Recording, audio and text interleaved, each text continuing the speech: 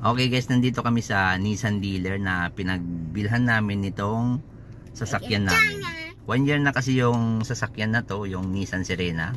So mayroong first year na Tenken inspection ng Kuruma.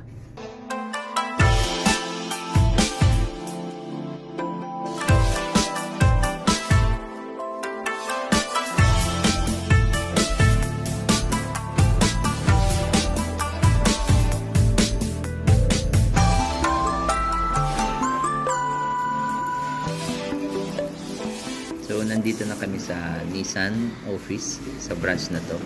Dito kasi kami bumili ng Nissan namin, yung Serena. Kaya dito rin kami nagpapa-tinken or inspection. And then mayroon pang libreng juice dito. Ayan o. Meron kaming libreng juice. Tapos kung anong inumin. Tapos meron din palaruan dito yung mga bata. Kids corner. Ayan.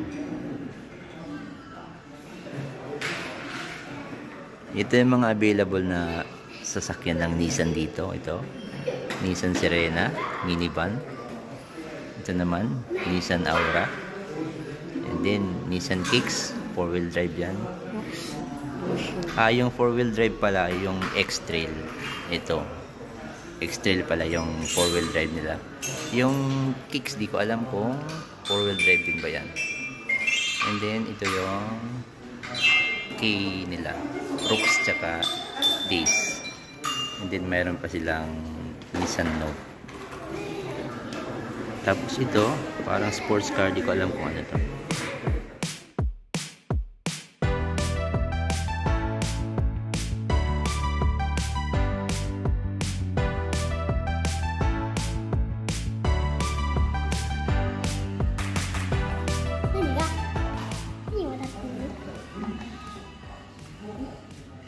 Inubos na ng bata ang okashi, pati yung juice. Tapos meron pang Halloween donuts. Sige, mag-rensyo ka dyan ng ano, writing, drawing. Gambate.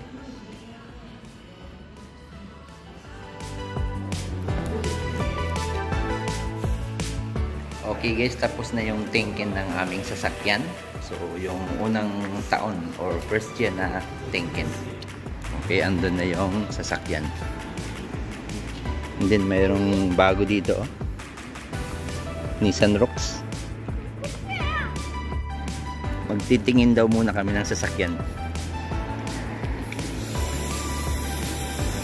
Kasi mayroon yung nakitang maganda yata, itim. Tuwang-tuwa oh. Parang may pambili. Ano to? Okay guys, ito na yung sasakyan namin, na-tinken na siya, na-inspection na. 1 year na siya. So 1 year na rin yung license ko. Tatanggalin na natin yung beginner's mark. And then sa likod din yung beginner's mark. So ito yung beginner's mark natin. So tatanggalin ko na kasi 1 year na. Kaya pwede na itong tanggalin. Yun nga lang ang problema dito, magnetic. So malamang ay nagkaroon ng reaction yung metal dito sa magnet. Kaya baka malamang magbabakat to.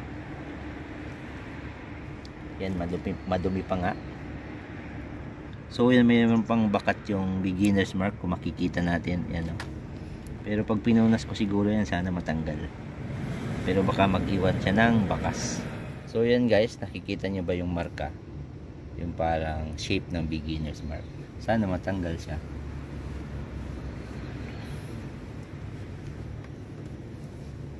Sana hindi siya masyadong nag-react dun sa magnetic. Kasi nasa 1 year din yung tumagal. Yan, may konti pa. So medyo okay naman. Pag malayo, hindi naman siya halata. Okay, let's go. So yung sa harap naman na beginner's mark yung tatanggalin ko. So ito kasi okay lang kasi hindi naman siya nakamagnet, naka-suction lang siya dito sa windshield. Okay guys, so natanggal ko na yung beginner's mark. So ayan, kasi 1 year na yung lumipas mula nung nakuha ko yung yung license ko. So actually nung September katapusan pa yung dapat sana tinanggal ko. Pero ngayon ko palang tinanggal, October na. Kasi pwede naman na kahit wag mo nang tanggalin kahit lumagpas na ng 1 year. Halimbawa, ikaw ay medyo hindi pa masyadong confident sa pagdadrive mo, medyo marami ka pang nagiging pagkakamali, lalo na kung bihira ka namang mag-drive after mong makuha yung license mo after 1 year, tapos yung 1 year na yon bihira ka namang mag-drive, so hindi ka pa gaanong confident, so pwede mong i-extend, wala namang problema doon. Halimbawa, after 1.5 year mo nang tanggalin yung beginner's mark mo. Kasi syempre, kapag mayroon kang beginner's mark, kahit papano, yung mga driver, mga dati ng driver, veteran driver or professional na ay pagbibigyan ka, kasi kumbaga, yung ibig sabihin ng beginner's mark nga, dahil beginners ka pa lang. And then, hindi ka pa confident sa pagmamaneho sa kalsada. Kaya pwede mong i-extend yung kahit hindi 1 year, kahit more than 1 year, pwede ka pang maglagay ng beginner's mark. So, depende yon sa iyo. Pero wag naman yung 3 years ka nang nagda-drive, mayroon ka pa rin beginner's mark. So, hindi na pwede yun. So, pwedeng lumagpas basta hindi naman gaanong matagal. So, kung sa tingin mo confident ka na sa kalsada, so pwede mo nang tanggalin yung yung beginner's mark mo. Okay, so ngayon medyo siguro kaya ko na rin namang magmaneho na walang beginner's mark. So, okay na yun.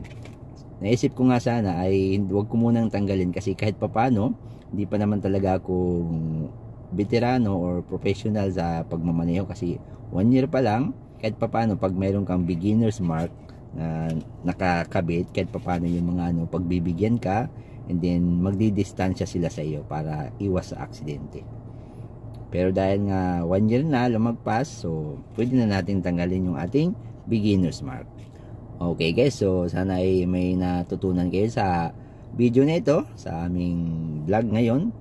At kung bago lang po kayo dito sa channel ko, mag-subscribe po kayo, mag-like po kayo, and then mag-comment din po kayo sa baba kung mayroon kayong gustong itanong or isuggest.